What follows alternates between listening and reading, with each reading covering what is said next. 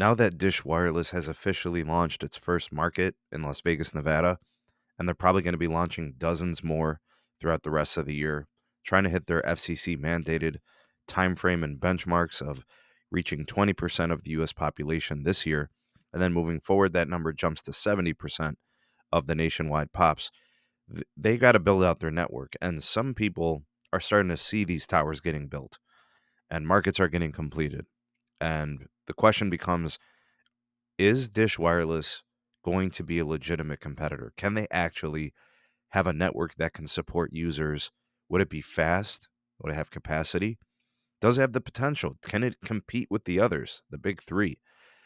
Kind of, sort of, a deep dive into their spectrum licenses of what they have in the question of can they compete with their competitors?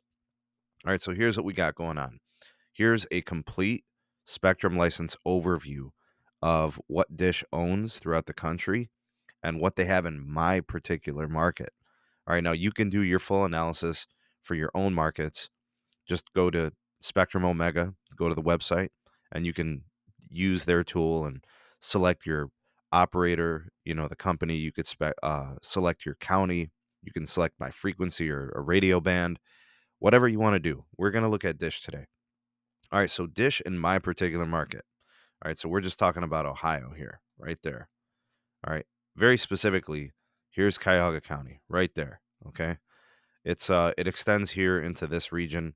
Once you kind of like leave this part, all right, you got like Erie, Lake County over here. You've got like Medina County down here, and then over here is like Lorain County. So smack dab here in the heart of Cleveland. Now, what I want to do is I want to show you guys what their spectrum licenses look like and how you can use this tool. All right, so they have 600 megahertz spectrum. This spectrum is a low band frequency that'll be carrying a bulk of their connectivity early on as they densify their network. Blocks A through G. This is paired spectrum, so it's downlink and uplink. And I think the higher frequencies are the uplink, just so you guys know. 5 megahertz subblocks. For them, they have block F, 5 megahertz. Block G, they have both blocks, so that's 10 megahertz. And they also happen to have 700 megahertz here in my county. So, and they have 10 megahertz of that. So they have plenty of low band here. And if they decide they want to buy the 800 megahertz from the old Sprint that T-Mobile owns now, they could do that too. So that'll be N71 for them and N29 respectively for the 700 megahertz. So very much so, just like T-Mobile in that respect. So you got 5, 10, and 10. That's 25 megahertz plus the combining, so 15 paired for the N71 and then 10 paired for the 700. All right, now they also have, uh, I think it's AWS 1.3, and then there's AWS H4. For the 1.3, they have blocks A1 through J that are available to them. They actually own 5 megahertz of block A, A1, 10 megahertz of block G, 10 megahertz of block I. AWS H, I think they have 5 megahertz of AWS H. It could be 10, actually. AWS 4, they have 20 megahertz of that. They have spectrum. The AWS is going to be essentially their capacity layer. It's a little bit higher frequency. We're talking about 1.7 to 2.1 gigahertz here. That'll be N66 for now, as devices don't have N70 enabled. But that'll become N70 at a later time. But that's going to be their capacity layer. They also own CBRS PALs. They also own C-band N77 and the 3.45 gigahertz frequencies. So what I want to do is show you guys what their spectrum holdings look like in my particular county when you add it all up. All right, it's right here. Here is Dish, 26 megahertz of low band, 75 megahertz of AWS, 60 megahertz of the 3 gigahertz stuff. That would be CBRS N48, and that's 3.5 gigahertz, and then the C-band N77, 3.45 gigahertz. That's that holdings there. And then they also own 600 megahertz of millimeter wave. All right, so they have spectrum. This spectrum holdings right here is very similar to the old T-Mobile in terms of like national average. Very similar to the old Verizon before they started getting, all their spectrum recently. So like they're not going to have the traffic demand that you're going to see from like T-Mobile, Verizon, and AT&T. Dish Wireless is coming in with no customers. I estimate that their network is going to be really fast here in my market. And the reason I say that is just there's not going to be a lot of people on it, a lot of spectrum, in terms of megahertz per customer. And really the key factor, guys and gals, is going to be how well do they densify in a certain market. Like they need a tower site that's and a tower footprint that's going to be competitive to Verizon, AT&T, and T-Mobile. They have to co-locate on all of their sites. Heck, even here, I've been seeing monopoles with only Dish on them, which means it was built and constructed for Dish, and the other carriers aren't even on them. I've seen that, and I've seen it in ruralish areas, semi-rural, suburban. I've seen that. But that's my market. You guys can check this out on your own time, check out your own markets, see what their holdings look like. I think they've got enough spectrum here to adequately create a capacitive network. Remember, they have the advantage of building a network from scratch with no pre-existing LTE things that need to be addressed. Right? Verizon, AT&T, and T-Mobile have the unwanted pleasure of dealing with trying to get people upgraded to from 3G devices to LTE and from LTE to 5G. These guys in Dish, they've got the advantage. They're a standalone 5G network. They don't have those old encumbered issues, that they have to work through. They're going standalone greenfield 5G, and they also have, partnerships and roaming agreements with both T-Mobile and AT&T. I think AT&T is kind of their focus for their fallback. So if there are moments where Dish maybe has a spot or two with coverage issues, they got you covered with AT&T as a fallback, which has a very large national LTE network and 5G network. So like you're covered everywhere you go. This is actually pretty exciting. And again, this deep dive was specifically for my market. Again, go to Spectrum Omega and you can go to these settings up here. You could check out things by frequencies. You can check out things by frequencies and counties.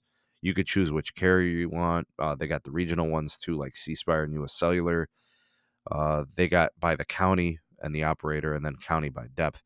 This one kind of gives you a good idea of which carrier might be really fast potentially in your market. You'll see why I've had Verizon Wireless for a long time. I've used them as my primary forever, dating back to Altel, and that's why they have so much low band here. But, and they have plenty of mid-band too and stuff like that. But and now T-Mobile with the merged T-Mobile and Sprint, they've got tons of assets too, and that's to their advantage. But you could see in my particular county, all the carriers can be very good. They have tons of spectrum, and they've got tower site grids that are pretty good and pretty tight. In my estimation, from what I could see in my county, Verizon does have the most tower sites, the most macros, the most small cells, and they have huge market share. They have to support it.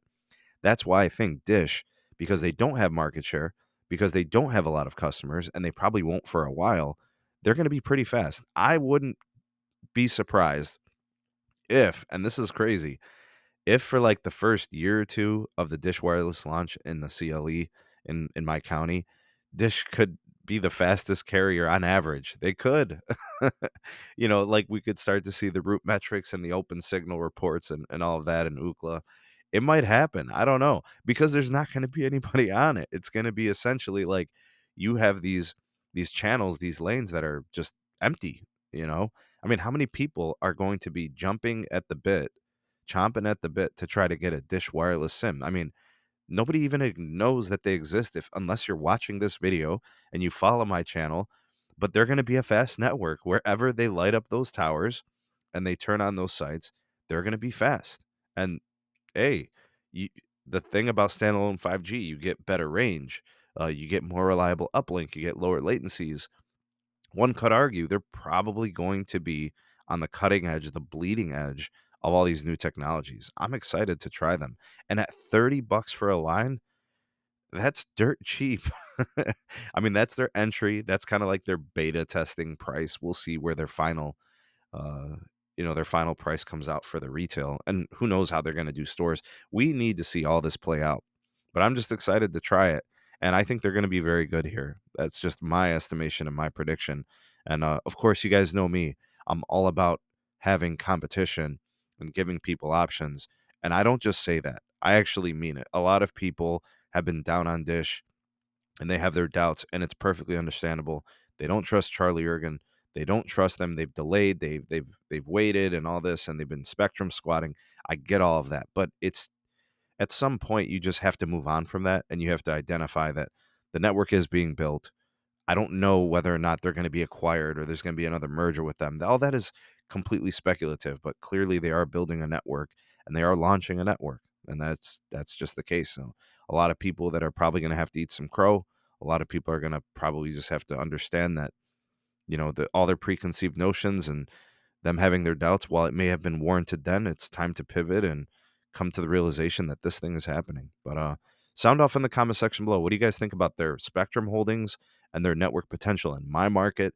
Why don't you go ahead and hopefully I inspired you to maybe look for yourself in some other markets, maybe the ones that you live in, and tell me what you guys think of Dish and their potential from a capacity standpoint and having a good network. I'd be excited to hear from you guys where you're at with this. Sound off in the comment section below. You are the voice of the people, the SMT Nation.